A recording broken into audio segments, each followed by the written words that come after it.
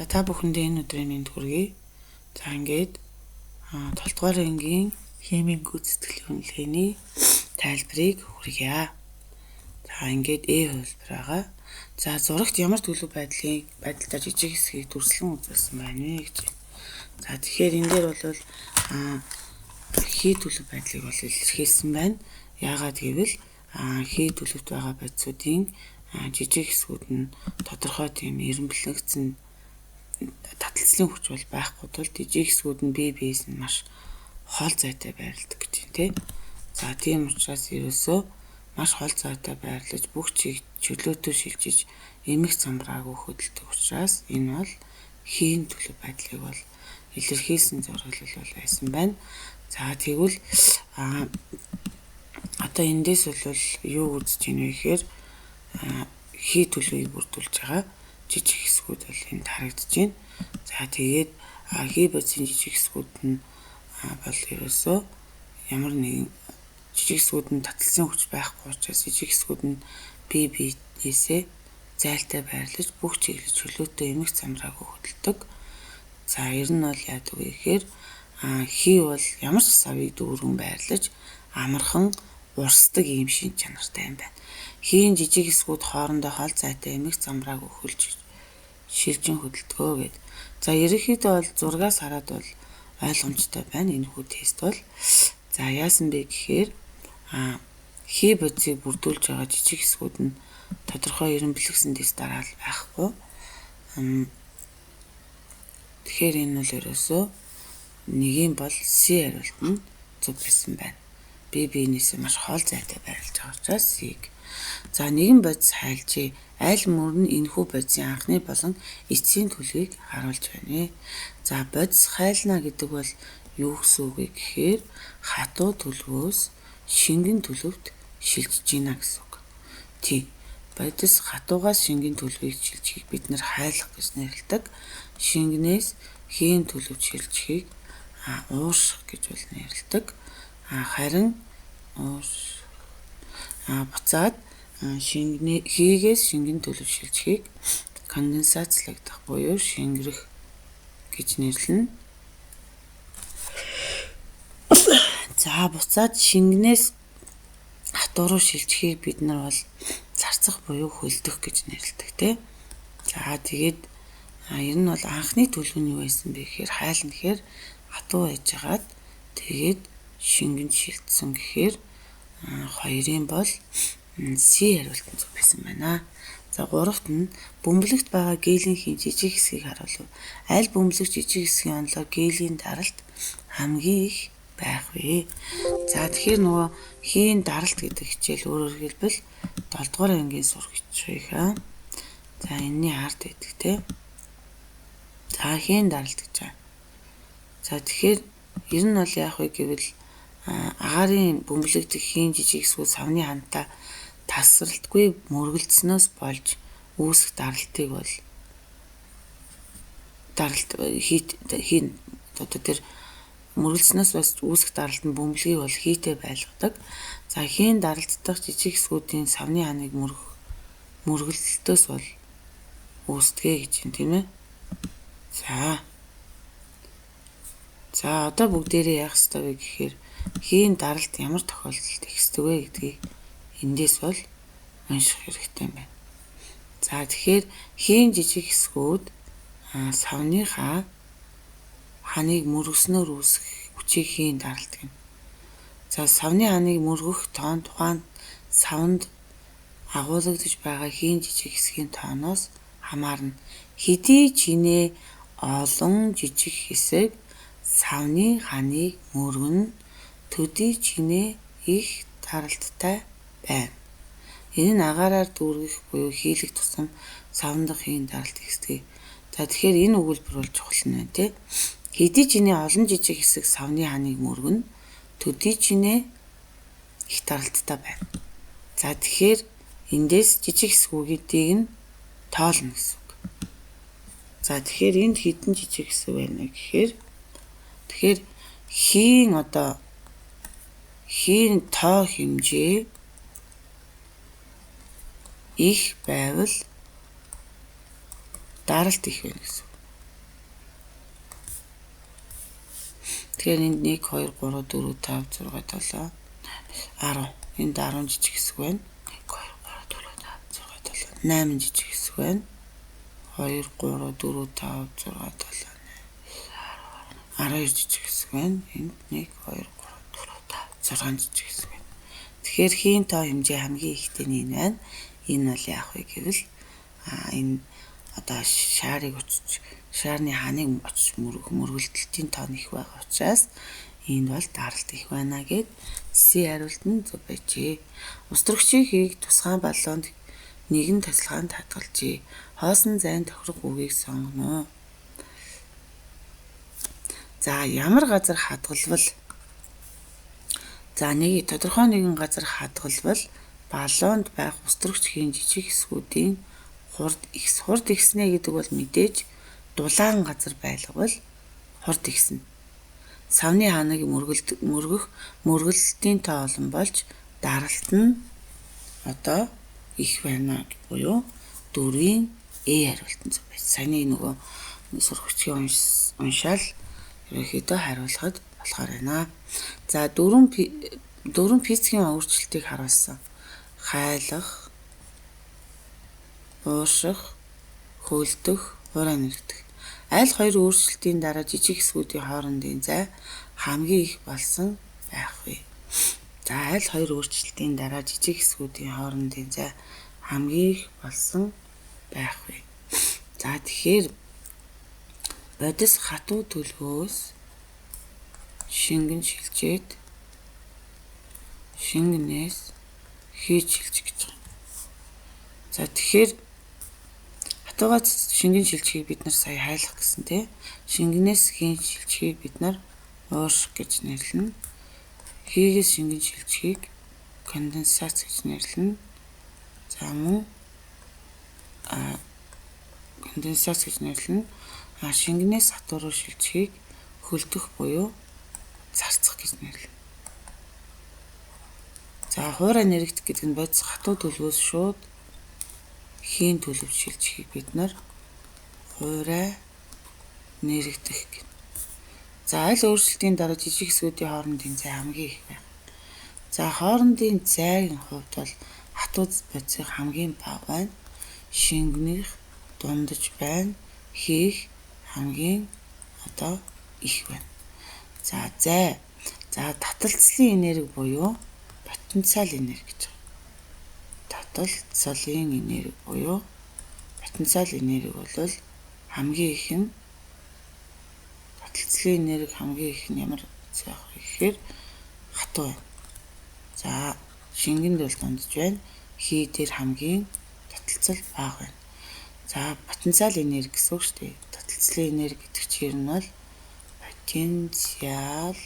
Энийг асуугаагүй л дээ, зүгээр хаагуур тестүүдэд гарч ирж магадгүй учраас за кинетик энерги буюу кинетик энергийг өөрөөр юу гэж нэрлэдэг вэ гэхээр хөдөлгөөний энерги гэсэн үг. За тэгэхээр хатуу бодис дээр бол зөвхөн байрлалын ойролцоо бага хэмжээний хэлбэлц хөдөлгөөн хийдэг учраас хамгийн бага хөдөлгөөн нь хатуу. За дараа нь шингэн нь дундаж хөдөлнө. Хий болохоор хамгийн их хөдөлдөг.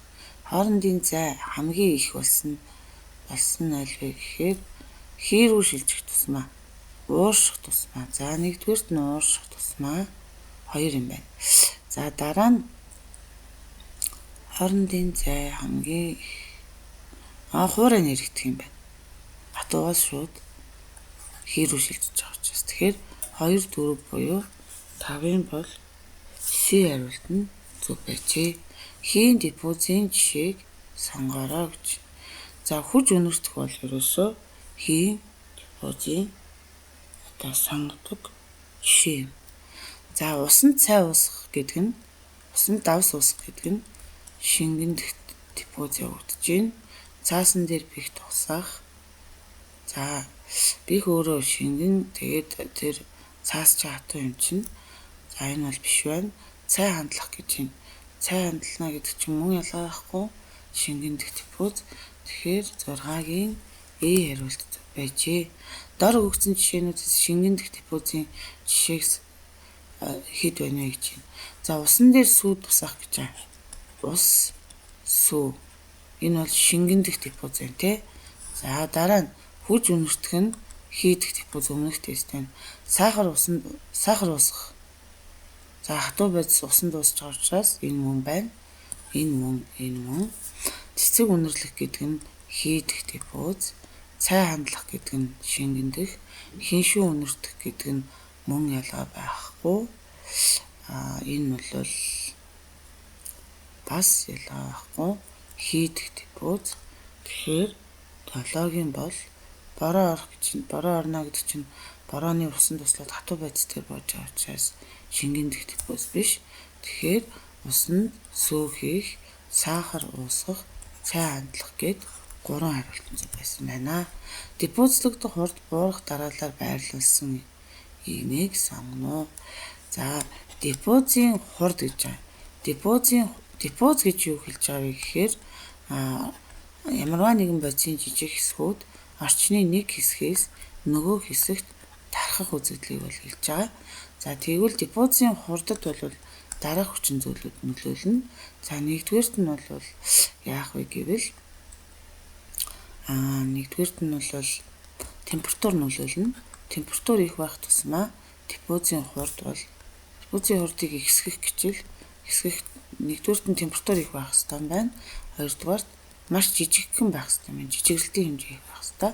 За гуравдугаарт нь хийдэх депоз бол хамгийн их хөдөлдөг учраас хийн депоз бол хамгийн их байдаг гэсэн. Хоёрт нь шингээ харах нь шүү дээ. Депозийн хурд буур. За тэгэхээр 8-ын бол аль нь вэ гэхээр за усны ур шингэн сүү хатаа. За буурах юм. Тийм шүү дээ.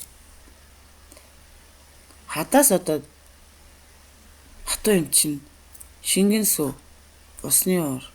Энэ бол ихссэн байна. За шингэн сүү.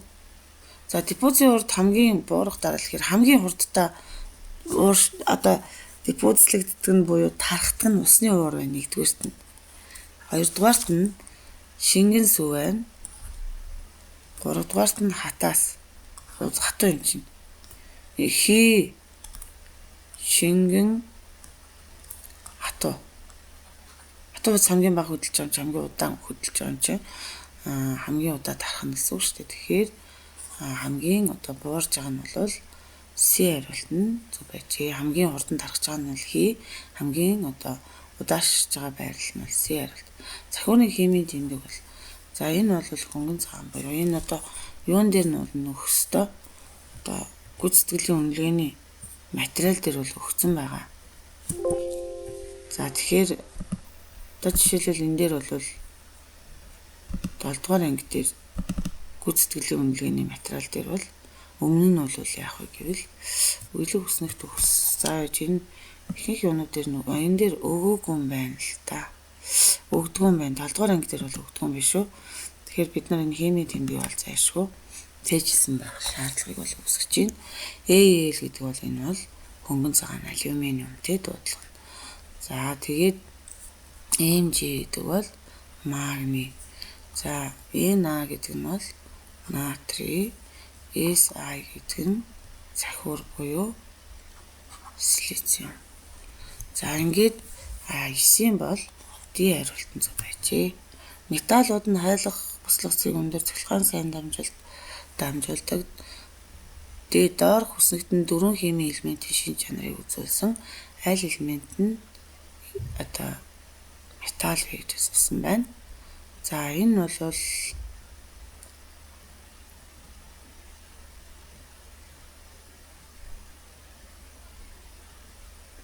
за хайлах зэг нь аль нь металл вэ гэж хэлсэн шүү дээ. Тэгэхээр 801 чи одоо натрий л байна л да. Хатуу байдалтай дамжуулахгүй гэж байгаа юм чинь биш вэ? Натрий бол хатуу болон шингэн байдалтай ч бол цахилгаан дамжуулна шүү дээ. Тэгэхээр энэ бол биш байна. За энэ металлууд нь хайлах зэг өндөртөө. За дээрээс нь энэ 1530 чинь металлууд чинь цахилгаан дамжуулдаг байхгүй. Тэгэхээр энэ дамжуулна гэдэг хариулт байсан бол их дамжуулна шүү дээ. Металлууд нь шингэн байдалтай цахилгаан дамжуулна, хатуу хатуу байдалтай ч дамжуулна. Тэгэхээр 10-ийн B хариултын зөв байжээ. Доорх зургийг ажиглаад химийн нэгдлийг заано гэж. За тэгэхээр энэ дээр бол хоёр атомоос тогтсон энэ бол элемент. Дангаар хоёртой элемент гэд N2O2 бутаар 2 гэдэг энэ бол элемент байна тий. За энэ бол жинхэнэ нэгдэл байна. Нэгдэл гэдэг нь 2 ба түүнээс дээш өөр элементийн атомд орсон байв тий. 2 ба түүнээс дээш тэгээд өөр элементийн атомд орох хэрэгтэй байна. Өөр элементийн атомд агуулах ёстой юм байна. Тэгэхээр энэ дээр бол нэгдэл байна. За энэ бол нэг элемент тэгээд дахиад нэг элемент оруулчихсан. Энэ бол холимог болчихлоо. Уралд ороогүй байна тий. За энэ бол нэг л элементийн атомудаас тогтсон элемент. За ингээд 11 B байжээ. Шилэн хаяганд байгаа натрий хлоридыг усанд буцалгаж юу яасан бэ?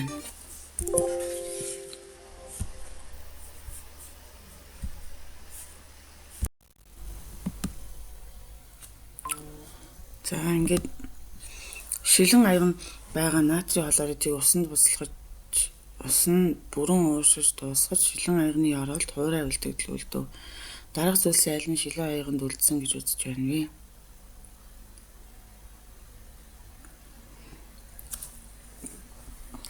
За тэгэхээр ингэсэн юм байна. Анх эхлээд хоолны дагас байсан те натрий хлорид буюу бид бүхний сайн мэддэг хоолны дагас. За ингээд энийг усанд хийсэн. Дээр нь бол ус хийгээд буцалгажээ. За ингээд ус хийгээд буцалгаж исэн чи яасан бэ гэхээр буцалгаад энэ усын нь бол бүрэн уушруулсан. Бүрэн уушруулад усгүй болсон. За ингээд шилэн хаягны ёроолд юу үлдсэн бэ гэхээр нэгдэл үлдсэн байна. Бүрэн уушруулсан гэж байгаа учраас натрий хлорид гээд натрий гэдэг нэг өөр элемент, хлор гэдэг өөр элементээс тогтсон нэгдэл үлджээ. Ингээд 12-ийн C хариултан зөв байжээ. Усны химийн үйлчлэх системд байдаг учир нь юу? Химийн нэгдэл юм. Химийн нэгдэл гэж юу хэлж байгаа вэ гэхээр 2 ба түүнээс дээш элементийн атомууд нийлээд одоо ингээд энэ хүчил энэ буруу зурсан байна л да. H ингээд ийм байх хэвээр. Тэгэхээр H2O гэдэг бол яах вэ гэвэл H2O гэдэг бол энэ хүчил төрөгч гэдэг нэг элемент, ус төрөгч гэдэг нэг элемент ингээд 2-оос дээш элементийн атомууд нийлээд химийн нэгдлийг үүсгэж байгаа учраас ус нь химийн нэгдэл юм аа. За ингээд D хариултна.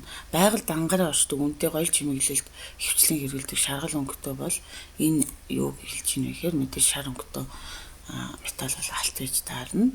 Зис бол улбар шар, мөнгө бол та бүхэн мэдж байгаа мөнгөлөг саарл. За гуйл бол зисээр холимог учраас за биш байна. За дараах холимогоодоос аль нь шүүх аргаар цэвэрлж болох вэ гэж. За шүүнэ гэдэг бол нэгэн шингэн нөгөө нь хатуу байгаа. Хатуур шингэний холимгийг бол шүүх аргаар ялган салгадаг те.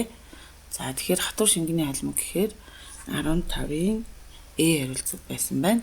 Эс шороо хоёрыг бол шүүж болохгүй шигшинтэй. Эс ба төмрийн үлдсийг соронзонгаар үйлчлэнэ. Эс ба үнсийг бол боломжгүй ингээд E хариулт. Шил хагарахад хэмжээ хэлбэр нь өөрчлөгддөг. Энэ үзэгдлийг юу гэж нэрлэдэг вэ гэвэл пицци үзэгдэл гэж нэрлэнэ. За тэгэхээр пицци үзэгдлийн үед бол хэлбэр дүрс, төлөв байдал гэх мэтлэнгийн зүйлүүд бол өөрчлөгддөг учраас пицци үзэгдэл. За 17-оос 19 дугаар асуултанд хариулаарай. Натрий. Усан дээр натрийг нэмсэн. Ус дээр нэмэх нь натрий. За тэгээд эндээс юу үүсдэг вэ гэхээр натрийн гидроксид тийм нэмэх нь ус төрөгч гэдэг хий үүсдэг. За тэгэхээр энэ бол их бодисууд бол хоорондоо уриалд ороод шинээр өөр бодис үүсгэж байгаа учраас бүтээгдэхүүн бодис буюу шинэ бодис үүсгэж байгаа учраас шинэ бодис үүсгэж байгаа учраас Энийг бол химийн үзэгдэл гэж нэрлэдэг. За ингээд 17-ийн D хариултан зөв байжээ. За 18 руу оръё. Явагдсан үзэгдлийн химийн урвалын тэгшлэлийг бичгээвэл натрийн устай уралд ороод натрийн гидрооксид ба устөрөгчийг хэвсгдэг. Усыг өөрөөр яаж задлж болох вэ гэхээр устөрөгчийн гидрооксид гэж задлдаг байхгүй. Устөрөгчийн гидрооксид гэж бичиж болно. За тэгэхээр натрий дээр усыг нэмэхээр юу үүсвэ гэвэл натрий гидрооксидыг аваад натрийн гидрооксид болно тий. Тэгээд натрийн гидрооксид дээр нэмэх нь устөрөгч гэдэг юм хий үүсгэнэ гэсэн. За ингээ 18-ээс. За 19-т нь үүсэн усмалд метил оранжаас 3 туслыг хийсэн. Уусмлын өнгө ямар болж өөрчлөгдсөн бэ гэж асуусан байна. За тэгэхээр энэ дээр бол за энэ мозобук дээр бол номон дээр бол байгаа л да. Гэхдээ одоо энэ хайхад бол бас нэлээд одоо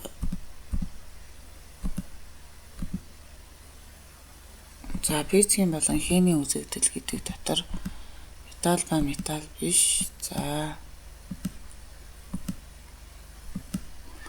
За физикийн болон химийн үзэгдэл. За сая нөгөө физик үзэгдлэр тэгэхээр химийн үзэгдлийн үед одоо ийм шинж тэмдэг илэрдэг байна шүү дээ. Нэгдүгээрт нь өнгө нь өөрчлөгдөж байна. Температур өөрчлөгдөнө, тундас үүсгэх, хий ялгарах, үнэр ялгарах гэх мэтлэнгийн ийм өөрчлөлтүүд илэрж байгаа бол энэ бол химийн үзэгдэл юм аа. За тэгээд тэр туршилт бол байгаа л да. За метил оранж бол ямар орчинд вэ гэхээр энд байж штэ. Энэ үснэгтэйг л чийжлэхийг бид бүхнээс бол шаардж байна. За тэгэхээр юу гэсэн байна вэ гэхээр индикаторын өнгөний өөрчлөлтийг харах юм бол натрийн гидроксид гэдэг бол суур шүү дээ. Тэгэхээр натрийн гидроксид суурлаг орчинд бол метил оранж бол суурийн усмалд шар өнгө үзүүлж байна тийм. За тэгэхээр энэ дээр бол шар өнгө үзүүлж байгаа учраас суурийн усмалд метил оранж шар өнгө үзүүлж байгаа учраас D хариулт нь бол 19-ийн D зүг байжээ. Хүчлийн усмал нь хөх лакмусын цаасыг бол хоёр хэсэгт хувааж үзэж байгаа шүү дээ. Лакмусын цаас. За улаан болон хөх гэж хоёр хувааж байгаа.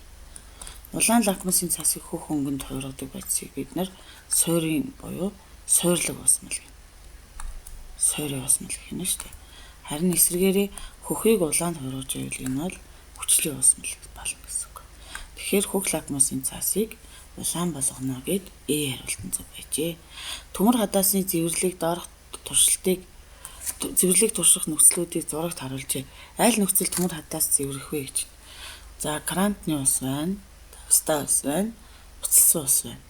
За энэ бол нөгөө агаар байхгүй. Зэврэл гэдэг бол ерөөсөө төмрийн зэврэл гэдэг бол төмөр агаар. За энийг төмөр гэдэг үгээр бичсэн л үгээр бичих ёстой. Төмөр агаар байх ёстой. Дээрээс нь ус байх ёстой. Энэ гурийн аль нэг нь байхгүй бол зэврэл явагдахгүй шүү дээ. Тэгэхээр 1 2 дээр зэврэл явагдаад буюу B 21-ийн B хариултан зөв байсан байна. Яагаад вэ гэхээр агаар ус байж зэврэл явагдах учраас 21-ийн B. За төмөр алхахыг зэврлээс хамгаалахын тулд аль аргыг хэрэглэх вэ гэвэл алхах тий. Алхахыг бол зэврлээс хамгаалахын тулд хүчилт хийхээр бүр байхгүй өөр бяцуулаад авчина. Наран тавихаар агаар байна гэсэн үг.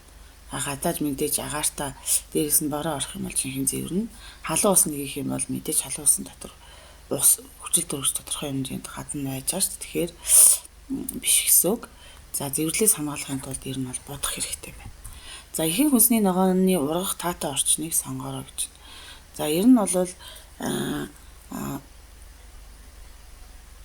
за хөрсний ургах таатай орчныг бол энэ юунаас асуусан бэ гэхээр 6 дугаар ангийн одоо сурах бичгээс бол асуужээ. За тийм учраас бүгдээрээ мозобук дээрээсээ нам гэдэг рүүгээ ороод байгалийн ухаан руу ороод за одоо энэний хамгийн сүүлийн хуудсан дээр байдаг байхгүй. Бараг 130 дугаар хуудсан дээр байна уу. За 130 дахь хуудсыг бүгдээрээ гаргая. За энэний уртлах юм байна да. За өөрөөр хэлбэл энэ нөгөө ямар хөрсөнд ургамал сайн ургадаг вэ гэдэг бүр зургаараа байдаг байхгүй энэ. Тэгэхээр суурлаг хөрсөнд бол хамгийн сайн ургадаг юм байна. Саармаг хөрсөнд дундаж, хүчлэг хөрсөнд хамгийн бага муу ургадаг юм байна. Тийм учраас бид нар ер нь бол ямар хөрсөнд одоо ургамал сайн ургадаг вэ гэхээр суурлаг хөрсөнд бол сайн ургаж гинэ гэдгийг бол энэ зургаас бид нар харж ойлгож болохоор байна.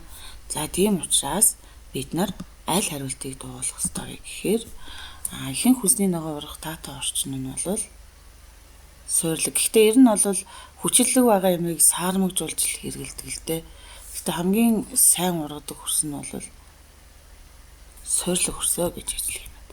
За дараах зурагт хөрсний эзлэх хүний агуулгыг үзүүлээ. Агаарын эзлэх хувийг олоорой. За агаарын эзлэх хувийг олохдоо яг ингээл харгалзан харчна гэсэн үг байхгүй. Нэг 45-аас жоохон дээр байх шиг байна те. За ус бол нэг ингээд энэ авт. За миний гар ингээд шугам шиг зурж арай л чихгүй байх шиг байна. За агаар бол яг энэ хоёрын голлоор л юм байна л да. 25% юм байна. 24-ийн бие юм байна. За 25 дахь нь нөхөн жорлон байгаль бохирдуулагч учраас түүнээс үүсэх бохирдлыг багасгах янз бүрийн аргыг санал болгодог. Нөхөн жорлон бетоноор тодорхойлох нь ямар төрлийн бохирдлоос сэргийлж байна вэ гэхээр ер нь бол хөрсний бохирдлоос сэргийлж. Хөрс мөрсний тухай л асуугаад байна шүү дээ. Хөрсний бохирдлоос сэргийлж байна. За ингээд анхаарал хандуулсан явдалд баярлалаа. Хичээлүүдээ сайхан нөхөж үзээ тэмдэглээд яваарай.